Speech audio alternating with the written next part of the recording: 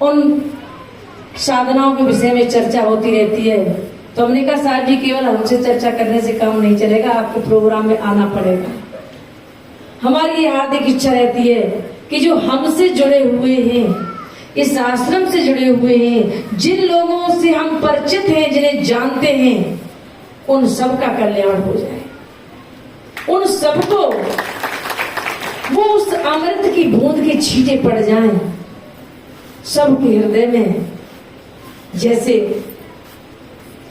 हम आज दीपावली के उपलक्ष्य में आप घर में दीपक जलाते हो। दीपावली पर 3 काम मुख्य होते हैं कि सफाई करना और मिठाई बनाना और दीपक जलाना, यही तो 3 मुख्य है। इसके अर्थ को कितने लोग समझते हो बात अलग है। तो घर की हम 8 दिन 15 दिन से सफाई करते हैं, कोना कोना झाड़ते हैं, झाड़ू लेके आते हैं। और कल नीटू आई तो 2-3 झाड़ू हमारे आश्रम पे लेके आए कि आश्रम का भी कोई कोना गंदा न रह जाए। सफाई करते हैं और मिष्ठान बनाते हैं। माताएं बहनें बड़े चाव से रात भर खोवा इत्यादि बनाकर अच्छे अच्छे पकवान बनाती हैं और अंत में शाम को आप दीपक जलाते हो। ये तो एक प्रत्यक्ष शारीरिक और घर से संबंधित सफाई और मिठाई और दीप जलाना हो गया। अब इसी चीज को हम आध्यात्मिक दृष्टि से देखें कि मेरे अंतःकरण की सफाई कैसे और कौन करेगा और कब करेंगे। क्या आपने ये अनुभव किया है कि मेरे भी तो किसी कोने में वो ईर्ष्या का धूल या वो गंदगी लगी हुई है, वो क्रोध की धूल जमी हुई है, वो लोभ की, मोह की, अहंकार की, वो सूक्ष्म वासनाओं की, वो जलन की, ईर्ष्या की। क्या हमारा कर्म, हमारा धर्म ये नहीं कहता है कि हम उस धूल को भी सफाई कर दें? कितना अच्छा शुभ दिन तो ये है कि जैसे अमावस्या की अंधेरी रात में और कोई जुगनू भी चमक जाता है तो मुझे ऐसा लगता है कि उसने टॉर्च जला दी, मुझे राह दिखा दिया।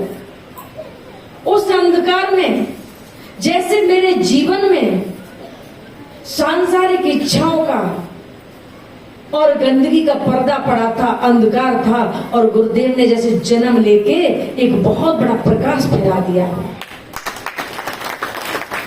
आपको ये सत्य घटना बता रहे हैं। हम भी बचपन में माता जी कहा करती थी कि बेटा घर के किसी कोने में अंधेरा न रह जाए यार, दीपावली के दिन दीपक यहाँ भी लगाना, वहां भी लगाना, उस कोने भी लगाना, लकड़ी रखी वहां भी लगाना, कंडे रखे वहां भी लगाना, एक एक कोने में।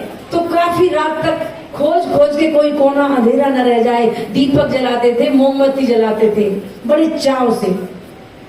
और जिस दिन से पहले दिन मुझे गुरुदेव के दर्शन हुए, मुझे दीक्षा मिली और उन्होंने ये ध्यान साधना बताया, उस दिन से ऐसा लगता ही नहीं कि इस घर के किसी कोने में अंधेरा रहा या नहीं रहा, क्योंकि वो गुरुदेव ने उस ज्ञान का दीपक जला दिया हमारे जीवन में। वैसे बाहर की दीपावली तो कोई 70 साल का, कोई 80 का, कोई 90 का, और दीपावली मनाते मनाते, दीपक जलाते जलाते इतना बुजुर्ग हो गया है। लेकिन याद रखना, इस अंधकरण की कोठरी में जब तक गुरु के ज्ञान का प्रकाश नहीं होगा तब तक इसके अंदर अंधकार नहीं मिटेगा। तो आज कितना एक मेल है कि उस अंधकार के, घर के अंधकार को हम दीपक से दूर करते हैं और अंधकार के अंधकार को हम गुरु दर्शन के और सत्संग सुन के दूर करते हैं। जो हमारे गुरुदेव ने इस धरा पर जन्म लेके महिपाल ने अभी जो भजन सुनाया था वो पूरा किया। और मंचासीन जो हमारे संत भगवान आते हैं उसमें 4 चांद लगा दिए। कोई डॉक्टर यहाँ बैठा हो तो ज्यादा विश्लेषण कर सकता है, मुझे इतना नहीं। आपने देखा शरीर में एक लाल रक्त कणिकाएं होती हैं और एक श्वेत, आपको मंच पे भी लगता होगा कि जैसे लाल वस्त्र पहने हुए हमारे स्वामी जी बैठे हैं और सफेद वस्त्र पहने हुए हम लोग बैठे हैं। जिस तरह से मंच की शोभा है, उसी तरह मेरे शरीर में दोनों तरह के लिए खून होते हैं, एक लाल और एक श्वेत, और दोनों का अपना अपना काम होता है और दोनों की ही जरूरत है। एक खून को शुद्ध करता है, एक पूरे शरीर में प्रवाहित करके हमें स्वस्थ रखता है। और ये सब संभव हो पाया है हमारे गुरुदेव की प्रेरणा और उनकी ज्ञान से। मुझे आज जो भी साहस मिल रहा है, अभी उमेश जी ने कहा था कि आपका सब कुछ दिया हुआ है, फिर हम भजन करेंगे, अनायास आप तक पहुंच जाएगा। तो वैसे ही यदि हम कुछ कर भी रहे हैं तो निश्चय ही आप सब संतों की प्रेरणा से वो शक्ति, वो ऊर्जा मुझे मिली हुई है, जो आज हम इस सदमार्ग पर आगे अग्रसित होते हैं। तो आइए गुरुदेव के जन्म दिवस पर एक छोटा सा भजन गाएंगे, उसके बाद अपनी बात पूरी करेंगे। बोलिए श्री सद्गुरुदेव की।